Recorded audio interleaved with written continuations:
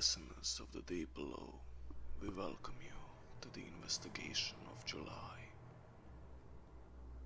This investigation will include a rabbit hole that has remained unexplored. This rabbit hole involves Oakville and an event that some would say is strange, to say the least. Without further ado, let's begin.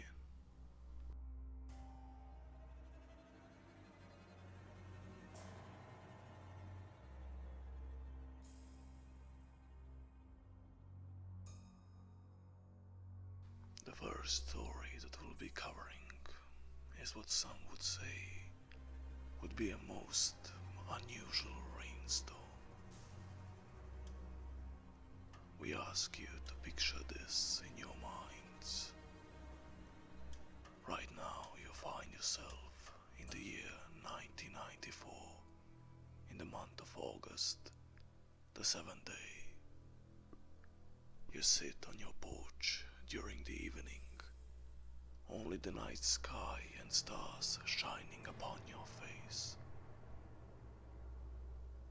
In the passing moments, a rainstorm, which would be considered unlike any other, descends upon the city of Oakville. Raindrops begin to fall onto the creaky wooden floors of your house. But rather, these raindrops are not as they seem. Their composure is mysteriously translucent, and once you feel them falling down on your skin, you feel what some would describe as gelatinous blobs. So, when did this event occur? The blob rain event reportedly came down in torrents and covered as much as 20 square miles. Men and women who found themselves standing within the vicinity of this strange rain came down days later with severe flu-like symptoms. Not only that, but even the police force itself described its witness account in this event. A police officer named David Lacey was on the patrol with a civilian friend when these blobs began to fall down on their skin. 3 in the morning, nothing but darkness surrounding them. This is his account. We turned our windshield wipers on, and it just began to smear to the point where we could almost not see. We both looked at each other and we said, "Geez, this is not right. I mean, we're out in the middle of nowhere, basically, and where did this come from?" As the moments slowly passed, Officer Lacey pulled into a gas station to clear up his windshield. Once their vehicle had stopped moving, he further noted the bizarre consistency of this goo. His account goes as follows. The substance was very mushy. It's almost like if you had jello in your hand and you could pretty much squish it through your fingers.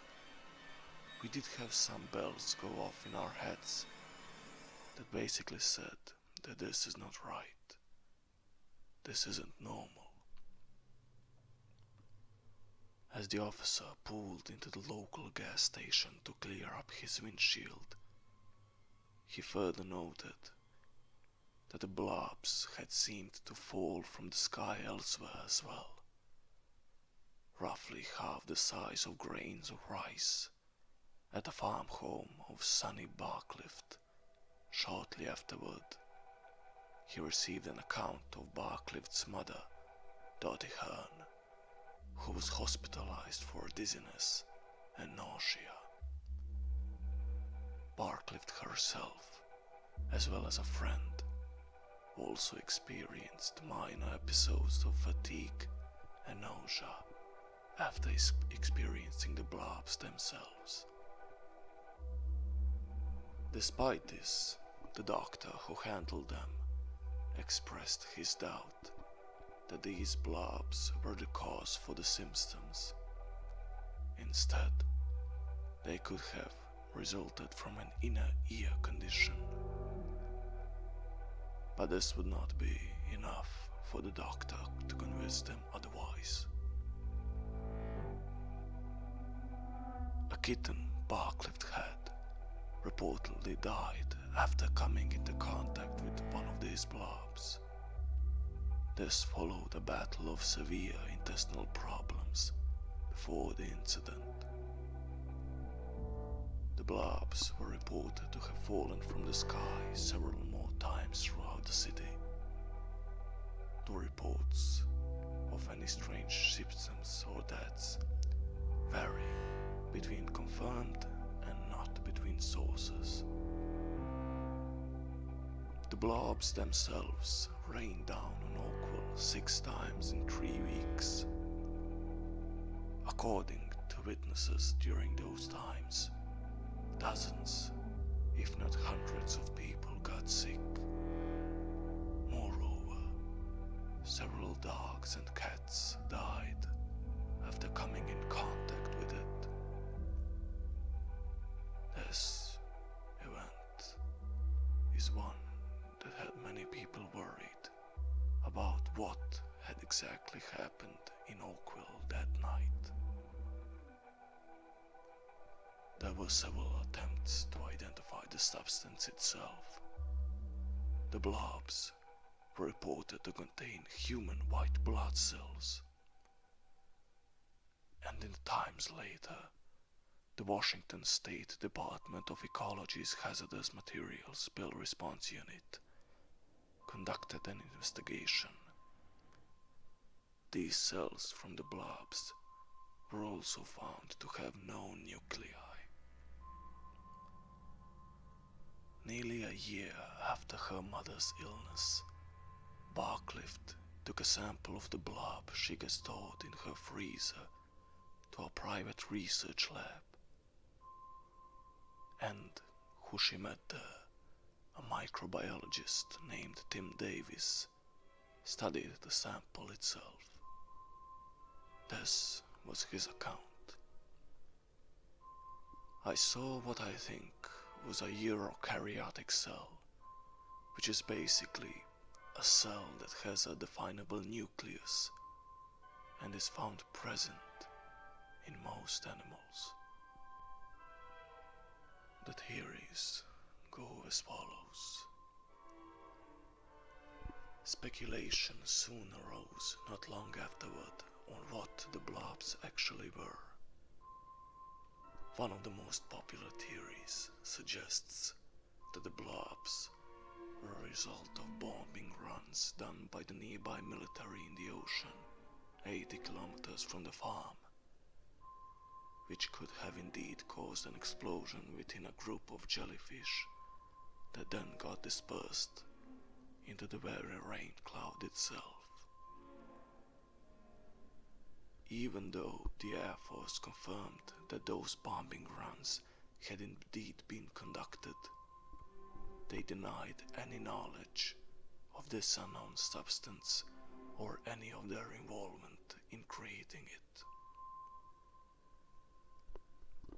There were people who did not believe this particular theory to be the answer, but using the community itself, it became popular amongst the media. Dr. Little, the man who proposed the second theory, told that in his accounts, the blobs were the result of drops of concentrated fluid waste from a passing airplane toilet.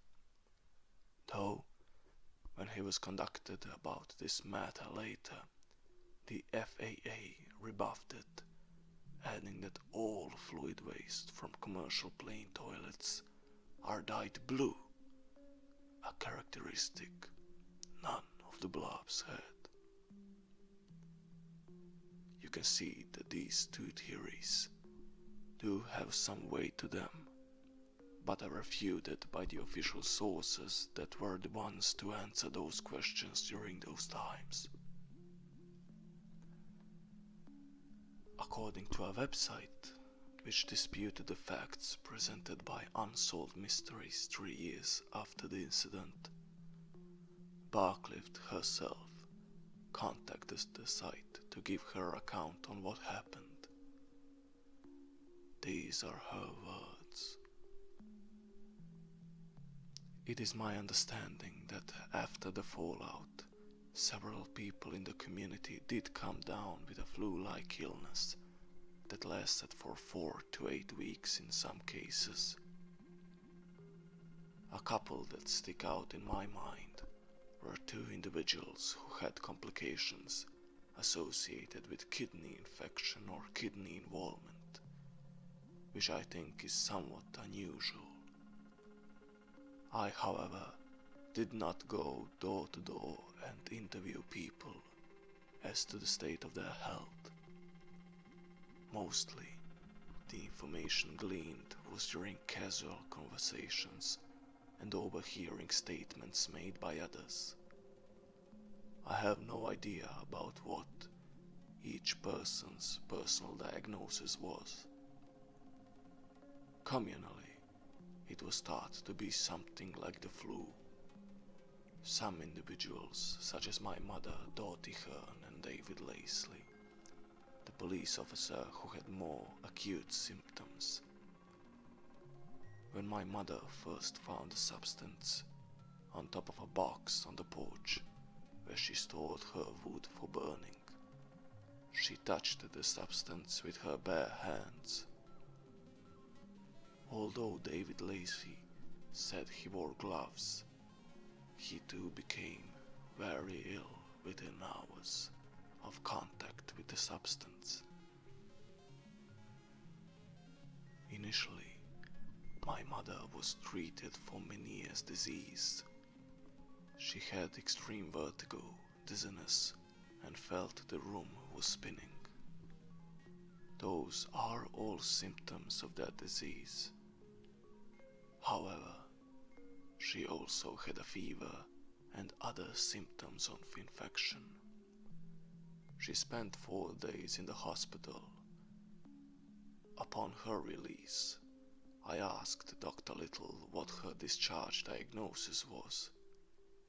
He shrugged his shoulders and said, "I don't know, some type of virus."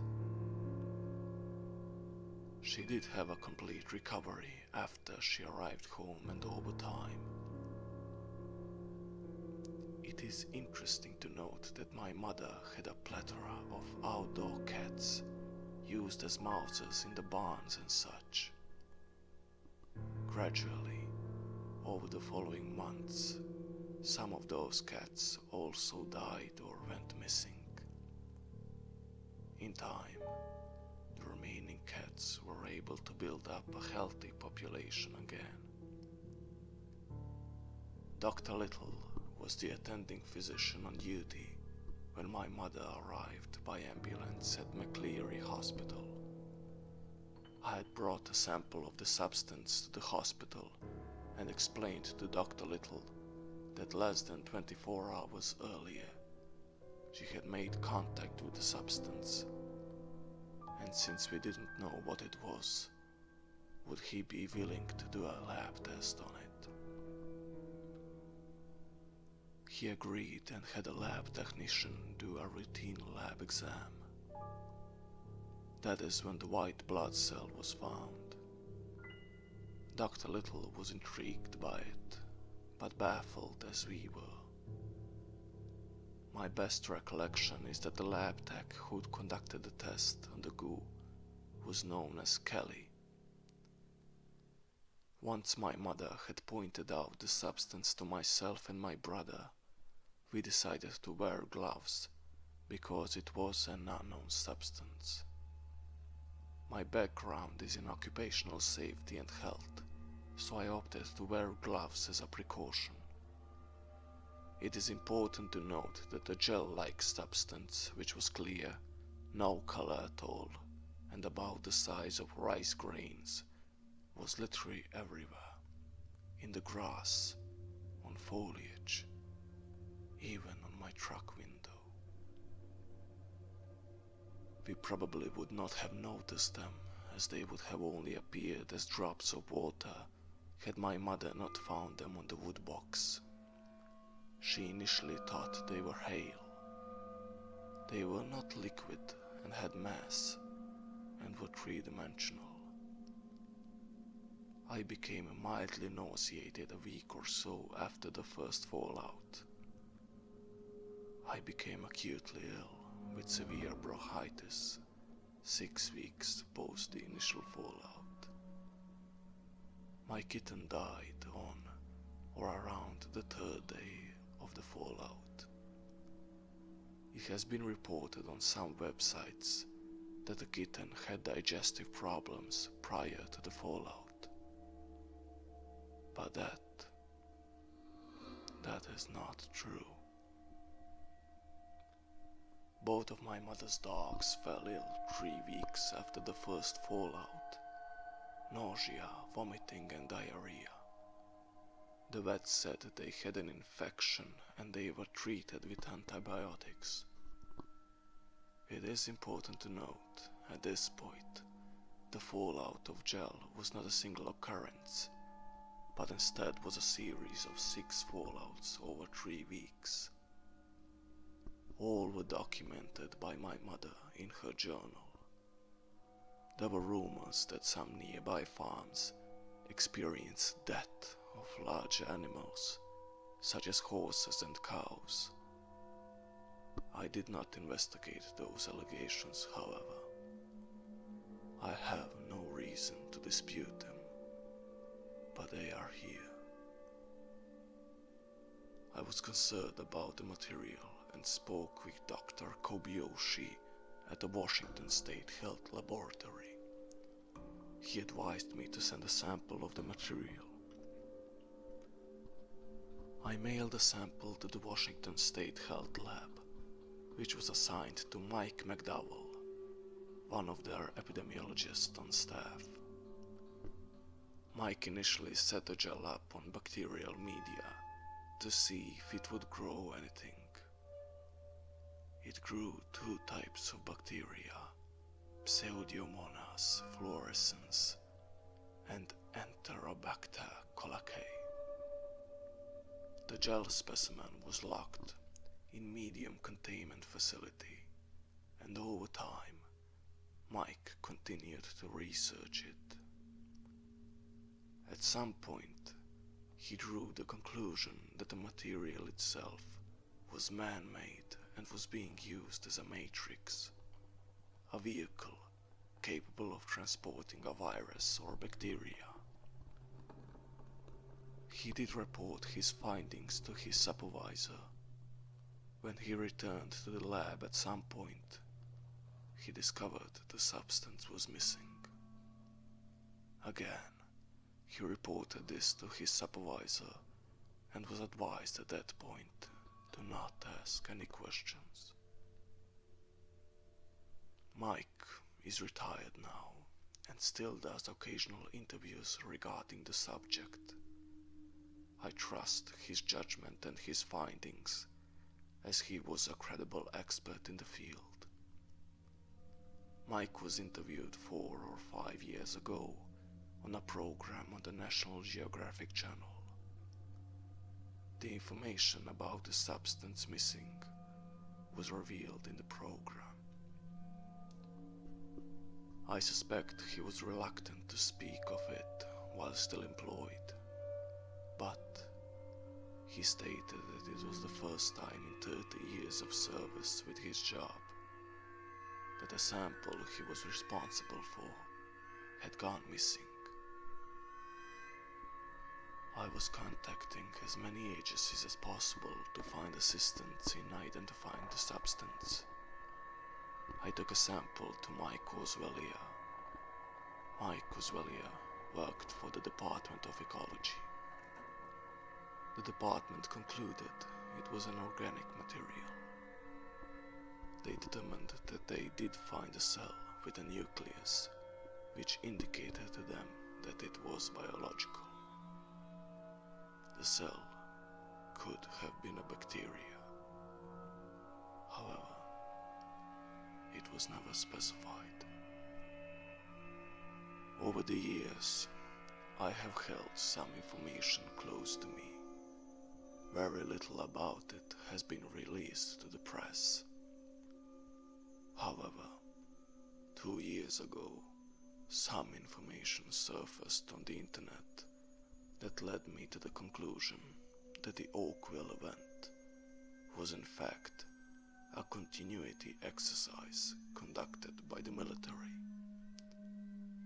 This was the account of Sonny Barclift.